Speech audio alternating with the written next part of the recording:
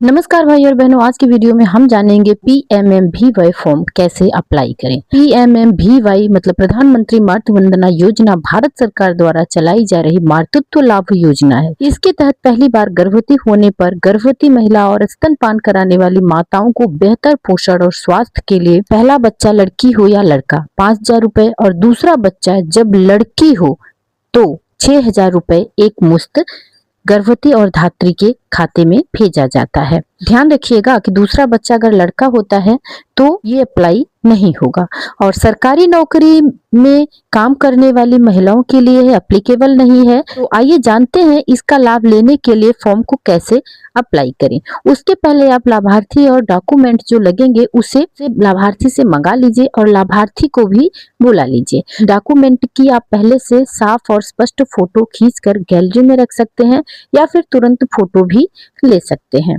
लाभार्थी भी होना जरूरी है क्योंकि चेहरा प्रमाणीकरण करना होता है लाभार्थी का। डॉक्यूमेंट आपको बता दें क्या क्या लगेगा। लाभार्थी का आधार कार्ड, एमसीपी कार्ड लगेगा जहां पर बच्चे का टीका लगा है और जहां पर गर्भवती महिला की एएनसी की कराई गई है उनको टीका लगा है और एमसीटीएस नंबर जरूर चढ़ा होना चाहिए एमसीपी कार्ड पर। ई श्रम कार्ड, आय प्रमाण पत्र, मनरेगा कार्ड इत्यादि और लाभार्थी का सही एड्रेस भी आपको रखना होगा। तो आइए देखते हैं फॉर्म कैसे भरें।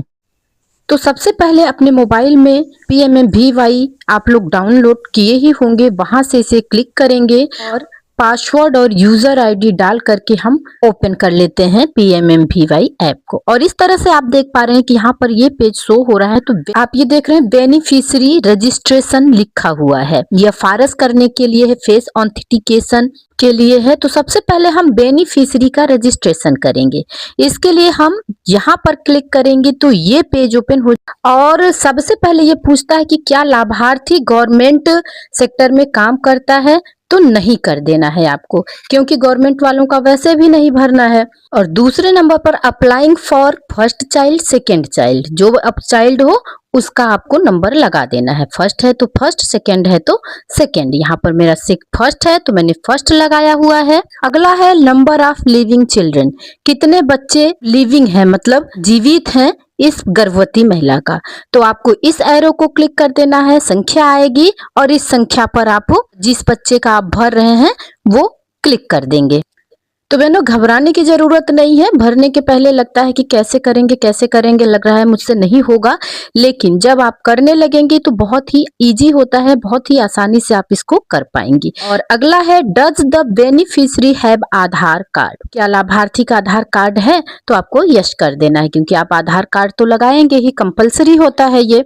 और अगला है PMMVY is a component of Mission Shakti scheme. यहाँ पर ये बताया जा रहा है कि मिशन शक्ति के तहत आपका पीएमएमवीवाई का फॉर्म आप अप्लाई कर रहे हैं। एक्ट है 2026 का। तो ये पीएमएमवीवाई के विषय में बताया गया है और ये आपको एग्री करने के लिए बोलेगा। तो ये जो बॉक्स है आपको वही टच कर देना है और कुछ नहीं करना है, बस ये आप टच कर देंगे और आगे बढ़ेंगे। यहाँ पर आपको दिख रहा है नेम लिखा हुआ है लाभार्थी का, तो नेम आपको लाभार्थी का डाल देना है और ध्यान रखना है कि जैसे आधार पर स्पेलिंग और नाम लिखा हुआ है सेम वैसे ही आपको लाभार्थी का नाम यहाँ पर डाल देना है। अब ये आधार संख्या आपको डालनी है, जो भी आधार संख्या है वो आप डाल दीजिए लाभार्थी का। इस तरह से आपको थोड़ी ये प्रॉब्लम हो रही होगी क्योंकि ये गवर्नमेंट साइट है, स्क्रीन रिकॉर्डिंग नहीं हो सकती है इसकी, इसलिए दूसरे मोबाइल से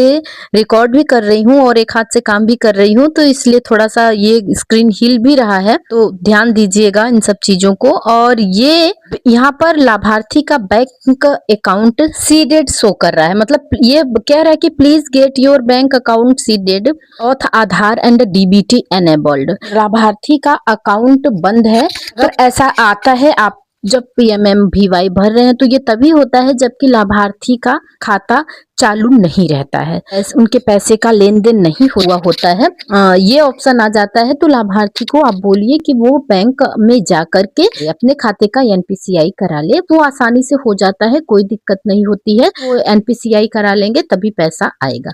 तो ऐसा आ जा रहा है, तो आप यहाँ पर इसको ओके लिखा हुआ है, इस ओके को क्लिक कर देंगे तो हम आगे बढ़ जाएंगे। और आगे बढ़ेंगे, देखिए हमने ओके कर दिया, हम आगे बढ़ गए हैं। अब करना है आपको लाभार्थी का फेस ऑथेंटिकेशन, मतलब लाभार्थी का एफआरएस करना है। तो पहले यहाँ पे लिख रहा है कि check facial recognition through poster tracker, आप यहाँ पर चेक कर लीजिए। तो चेक करने को छोड़ते हैं, हम फेस ऑथेंटिकेशन पर यहाँ से चलेंगे और लाभार्थी का करेंगे एफआरएस। अगर लाभार्थी उपस्थित है तो आप फेस ऑथेंटिकेशन तुरंत कर लीजिए, अगर उपस्थित नहीं है तो हम फेस ऑथेंटिकेशन को छोड़ देते हैं और आगे बढ़ते हैं। क्योंकि मेरे यहाँ भी लाभार्थी अभी उपस्थित नहीं है, उसके पहले मैं आपको दिखा दूं कि यहाँ पर डेट ऑफ बर्थ मांग रहा है, ये आपको लिख देना है। और डेट ऑफ बर्थ जो आधार पर लिखा हुआ है भाई और बहनों, ध्यान रखना है, वही आप लोगों को डालना है। उसके बाद मोबाइल नंबर डाल देना है। तो मोबाइल नंबर में आपको सेलेक्ट करना है, यहाँ पर बिलोंग करके आ रहा है कि किसका नंबर आपको डालना है, मोबाइल नंबर किसका डालना है। तो मोबाइल नंबर में जिसका भी आप डाल रहे हैं, मैंने स्पाउस सेलेक्ट किया है, मतलब जीवन साथी होता है तो स्पाउस को सेलेक्ट कर देंगे, मतलब उनके पति का, लाभार्थी के पति का भी डाल देना है। यहाँ पर सेल्फ भी डालने के लिए बोल रहा है, तो लाभार्थी का भी मोबाइल नंबर आप डाल दीजिए।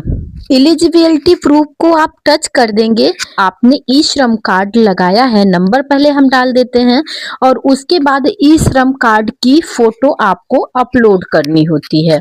यहाँ से आपको इस अपलोड फाइल को क्लिक कर देना है। अपलोड फाइल को क्लिक करते ही upload document to take photo को हमें क्लिक कर देना है। अगर तुरंत लाइव फोटो लेनी है तो लाभार्थी के आधार की फोटो हम क्लिक कर लेंगे।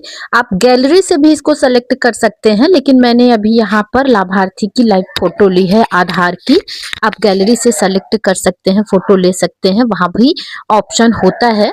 और यहाँ पर देखिए ये फोटो ली जा चुकी है लाभार्थी के आधार की। हम यहाँ पर सही वाला जो निशान आपको दिख रहा है इस पर क्लिक कर देते हैं और ये लाभार्थी का आधार अपलोड हो चुका है। अब अगला है इम्पोर्टेंट डेट, जिसमें MCTS ID, RCS ID, MCP card, registration number, आभा ID टाइप वगैरह कोई भी आप यहाँ पर लगा सकते हैं। तो यहाँ लगाने के लिए तो हम MCTS ID लगाएंगे, सेलेक्ट करेंगे यहाँ से डॉक्यूमेंट को। तो डॉक्यूमेंट सेलेक्ट करने के लिए हमें इस एरो को क्लिक कर देना होगा। नेटवर्क थोड़ा वीक चल रहा है तो हम डॉक्यूमेंट सेलेक्ट करने के लिए डॉक्यूमेंट सेलेक्ट करेंगे। तो MCTS mother and the child transaction system को हम क्लिक कर देते हैं और उसके बाद यहाँ पर ये नंबर भी मांगेगा।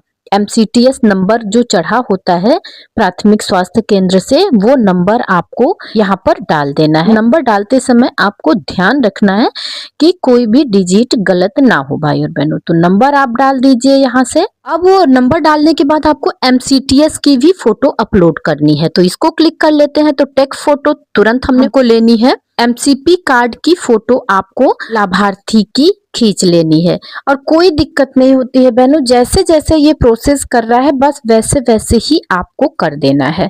बस ध्यान से देखने की जरूरत है। अगर एक बार आपको देख के समझ नहीं आता है तो आप इसको 2 बार देखिए, 3 बार देखिए, जिससे कि आप समझ जाएं। क्योंकि जब आप समझ जाएंगे तो बहुत ही आसानी से इसको कर पाएंगे। ई श्रम कार्ड अपलोड कर दिया, आधार अपलोड कर दिया और लाभार्थी का MCTS नंबर भी अपलोड कर दिया है। अब ये आगे बढ़ेंगे हम लोग। थोड़ा नेटवर्क की प्रॉब्लम होती है, जहां हाई स्पीड की नेटवर्क होगी ध्यान रखिएगा, हाई स्पीड वाले नेटवर्क में ही ये चलेगा। नेटवर्क वीक होगा तो फिर चलना मुश्किल हो जाता है भाई और बहनों।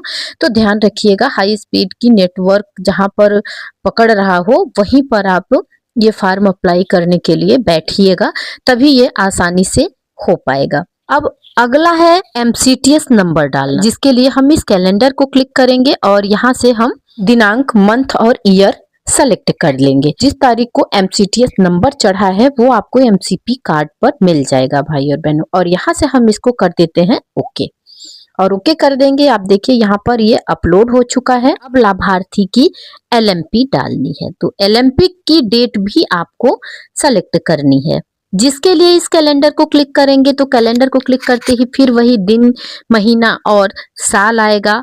यहाँ से आपको यहाँ से इसे सेलेक्ट कर देना है और उसके बाद ओके कर देंगे तो ये वहां पर जाकर के फीड हो जाएगा लाभार्थी की एलएमपी। तो एलएमपी और ईडीडी तो आप लोग जानती ही हैं।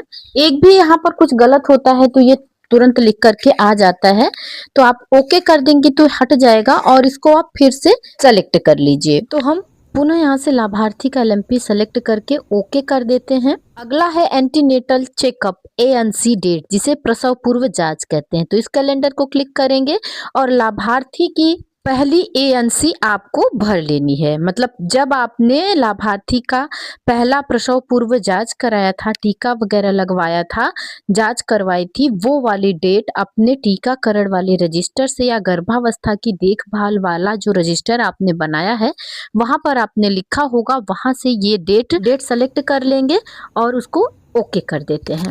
ये अपने आप वहां पर भर जाएगा भाई और बहनों। उसके बाद has the child been born हो चुका है बच्चा, जन्म ले चुका है बच्चा, तो यस कर देना है। और उसके बाद actual date of child birth की डेट आपको डालनी है। और हैज द चाइल्ड में आपको कुछ नहीं करना है, जन्म तिथि बच्चे की सेलेक्ट कर लेनी है और उसके बाद हम इसको ओके कर देते हैं। डेट ऑफ बर्थ बच्चे की वहां पर भर जाएगी और प्रेजेंट एड्रेस डाल देना है। रूरल है, यहाँ पर भरा हुआ ही है कि रूरल है, तो ये अपने आप ले ही लेता है। अर्बन होता है तब अर्बन का शो करता है। और यहाँ से लाभार्थी का एड्रेस डाल देंगे हम। लाभार्थी का सही एड्रेस आपको डाल देना है। पिन कोड भी मांगता है लाभार्थी का, तो आप पिन कोड भी डाल दीजिए। ध्यान रखना है कि बस एड्रेस, गांव का नाम, पिन कोड, यही 3 चीजें मांगता है और ये तीनों चीजें आपको सही लाभार्थी की डाल देनी है। ये सारा कुछ भरने के बाद भाई और बहनों अब यहाँ पर लाभार्थी का एफआरएस बाकी है, तो हम सबमिट करने के लिए चलते हैं। तो ये बता रहा है कि पोषण ट्रैकर पर लाभार्थी का एफआरएस नहीं हुआ है, तो आप इसको ओके कीजिए। ये फेस ऑथेंटिकेशन पर आपको जाना है और जब फेस ऑथेंटिकेशन पर आप जाएंगे तो लाभार्थी को बुलाए रखिए और तुरंत आप लाभार्थी का फेस ऑथेंटिकेशन कर लीजिए और बहुत ही आसानी से एफआरएस हो जाता है। एफआरएस तो आप रोज ही कर रहे हैं भाई और बहनों, तो इसमें आपको कोई दिक्कत नहीं आने वाली है। उसके बाद ये प्रीव्यू का ऑप्शन आप देख रहे हैं, इसको आपको क्लिक कर देना है और प्रीव्यू को क्लिक करते ही सबमिट का ऑप्शन आ जाएगा भाई और बहनों, और एक कैंसिल का भी आएगा, लेकिन आपको सबमिट करना है। तो यहाँ से आप इसको सबमिट कर दीजिए। सबमिट करते ही देखिए ये वाला पेज आ जाएगा। ये बता रहा है कि आपके बेनिफिशियरी का रजिस्ट्रेशन कंप्लीट हो चुका है भाई और बहनों। तो यहाँ पर आधार हो चुका है कंप्लीट, फेस ऑथेंटिकेशन भी हमने लाभार्थी का कर लिया है। तो ये वाला जब पेज लिख करके आ जाता है तो आप निश्चिंत हो जाइए कि आपके लाभार्थी का रजिस्ट्रेशन कंप्लीट हो चुका है भाई और बहनों। अगर कभी कभी आप फेस ऑथेंटिकेशन तुरंत नहीं कर पा रहे हैं, लाभार्थी उपस्थित नहीं है, तो उसके लिए आप के मोबाइल पर 24 घंटे बाद मैसेज आता है कि लाभार्थी का एफआरएस कंप्लीट नहीं हुआ है, तो आप लाभार्थी को बुलाकर अपनी आईडी ओपन करके लाभार्थी का एफआरएस कंप्लीट कर लीजिए और वो आसानी से भी हो जाता है। अगर कोई दिक्कत आती है तो आप मुझे कमेंट जरूर करिएगा, उसका सलूशन आप लोगों को बताने का प्रयास करती हूँ। तो फिर मिलते हैं भाई और बहनों अगले वीडियो में। नमस्कार।